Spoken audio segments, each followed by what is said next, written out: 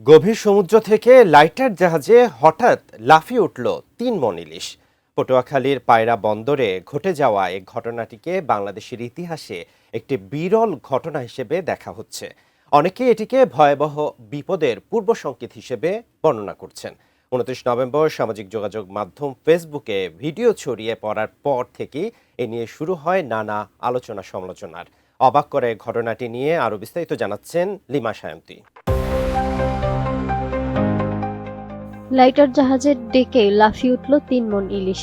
ঘটনাটি ঘটেছে পটুয়াখালীর পায়রা বন্দরের রাবনাবাদ চ্যানেলের প্রথম বয়া ছাড়িয়ে প্রায় ৭০ কিলোমিটার গভীর সমুদ্রে।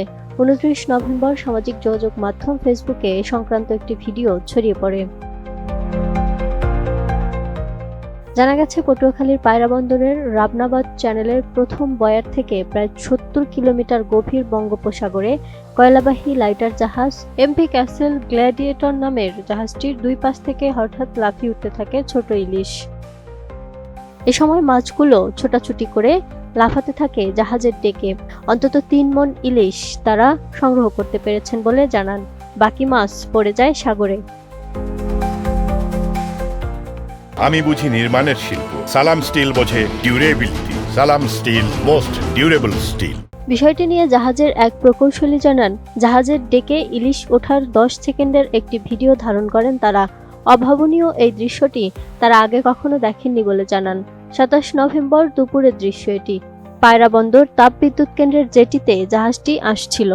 জাহাজে থাকা অন্য নাবিকরা বলেন, গভীর সমুদ্রে চলমান জাহাজের সঙ্গে এভাবে ইলিশের দল ধাক্কা খেয়ে ডেকে উঠে আসা এর আগে তারা কখনো দেখেননি। মাছ কেন এমন আচরণ করছিল সে বিষয়ে নিশ্চিত করে কিছু বলতে পারেননি তারা। অনেকেই অবাক করা এই দৃশ্যটিকে দেশে ভয়াবহ কোনো বিপদ ঘটার পূর্বাভাস হিসেবে দেখছেন। ভিডিওটি ছড়িয়ে পড়ার পর কমেন্ট বক্সে নেটিজেনরা বলছেন, ভয়াবহ সুনামি আসার পূর্ববর্তী ঘটনা এটি। তবে বিষয়টি নিয়ে কথা বলেছেন পটুয়াখালী বিজ্ঞান ও প্রযুক্তি বিশ্ববিদ্যালয়ের অধ্যাপক ডক্টর মোহাম্মদ রাজীব সরকার। তিনি জানান, বড় শিকারী মাছের তাড়া, জাহাজের আলো ও শব্দ মিলেই এরকম পরিস্থিতি তৈরি হতে পারে। সমুদ্রে টুনা বা ম্যাকারেলের মতো বড় শিকারী মাছ ছোট ইলিশের পালের পেছনে তাড়া করলে আতঙ্কিত হয়ে ইলিশরা জাহাজের আলো বা শব্দের দিকেই ছুটে যায়। জাহাজের গা ঘেঁষে পানি সরু হয়ে গেলে মাছগুলো উপরের দিকে ঠেলে উঠে যায়। তখন লাফাতে লাফাতে ডেকে এসে পড়া অস্বাভাবিক বিষয় নয়। তিনি আরো বলেন, জাহাজের তলার নেভিগেশন লাইট, ইঞ্জিনের কম্পন ও প্রপেলারের শব্দ অনেক সময় ছোট মাছকে আকর্ষণ করে কিংবা বিভ্রান্ত করে, যার ফলে তারা দল বেঁধে জাহাজের খুব কাছে চলে আসে। Lima Sayanti, desk report, ATN news.